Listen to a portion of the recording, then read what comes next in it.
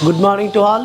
ప్రియులారా, పరిశుద్ధ గ్రంథంలోని అనుదిన వాక్యము చేత మనం అనుదినము కూడా శక్తిని పొందుకుంటూ బలాన్ని పొందుకుంటూ ఆత్మీయంగా ఎంతో తెప్పిల్లబడుతూ దినాన్ని ప్రారంభిస్తున్నాం కదా. ఈ దినం కూడా అనుదిన కృపణ లేఖన భాగం మనం చూసుకొని ఆత్మీయంగా బలాన్ని పొందుకుందాం, ఆత్మీయంగా తెప్పిల్లబడదాం, పరమతకు సమీపం అవుదాం.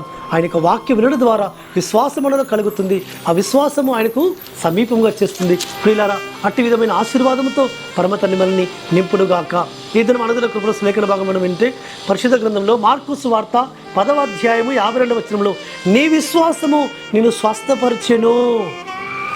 ప్రియులారా, యెహోషువ తన శిష్యులతో పాటు యెరికో పట్టణానికి వచ్చినప్పుడు అక్కడ పుట్టుకతో గుడ్డివాడు అక్కడ ఆ త్రోవ పక్కన కూర్చుండి ఆ త్రోవలో నజరేయుడైన యెహోషువ వెళ్తున్నాడని విని నజరేయుడైన దావీదు కుమారుడైన నజరేయుడైన యెహోషువ నన్ను కరుణింపమని కేకలు వేస్తూ వచ్చాడు.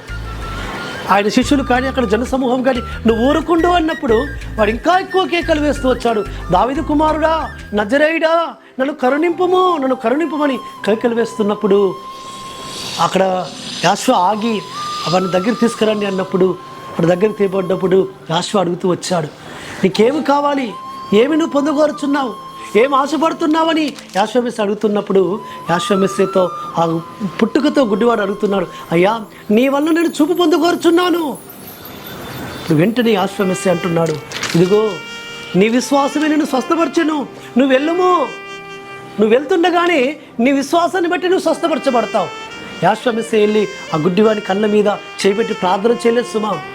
అతని విశ్వాసము, అతనిలో ఉన్న నమ్మకము అతన్ని స్వస్థపరిచింది.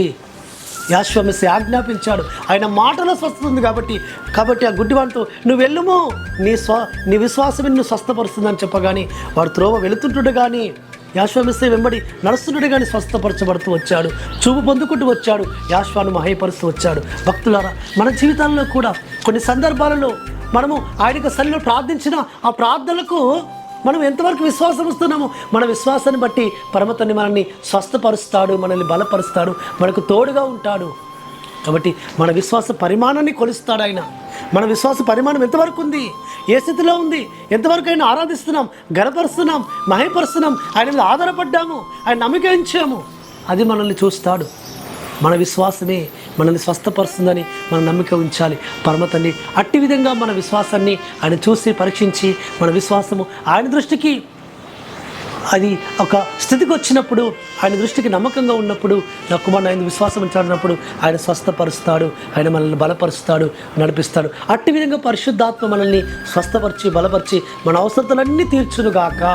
ప్రార్థన చేసుకుందాం. పరలోకందున మా తండ్రి సర్వోన్నతుడా, నీ విశ్వాసమే నిన్ను స్వస్థపరచును అని మీరు లేఖనంలో సెలవించిన ప్రకారముగా అయ్యా మా విశ్వాసమును మీరు పరీక్షిస్తారు.